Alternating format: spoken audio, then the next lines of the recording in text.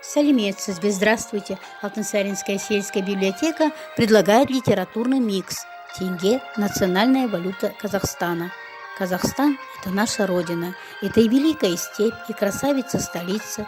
Это наши государственные символы – флаг, герб, гимн и национальная валюта Республики Казахстан – тенге.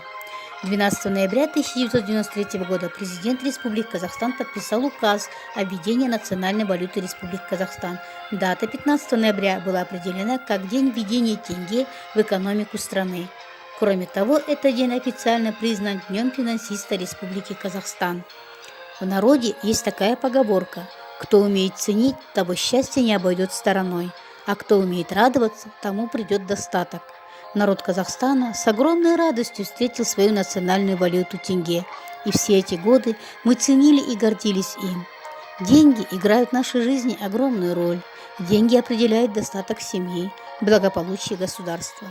Каждая страна стремится подчеркнуть, выразить в собственном денежном знаке символ своего суверенитета. В развитии и укреплении тенге ежедневно принимают участие финансисты Республики Казахстан.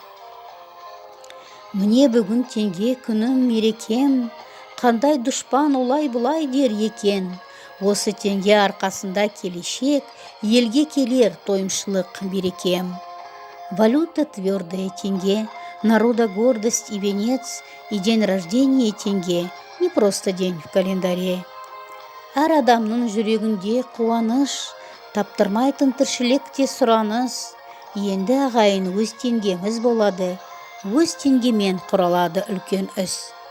Всего лучше для державы, если есть успех в работе, то владелец их в почете, и страна богаче всех. Елімнің атын айтсам Қазақстан, жерімнің атын айтсам Қазақстан, қойнауы қазынаға толған мекен, байлығым атын айтсам Казахстан. Поздравляем всех казахстанцев с Днем национальной валюты тенге и Днем финансиста, финансовой независимости, счастья вам и успехов!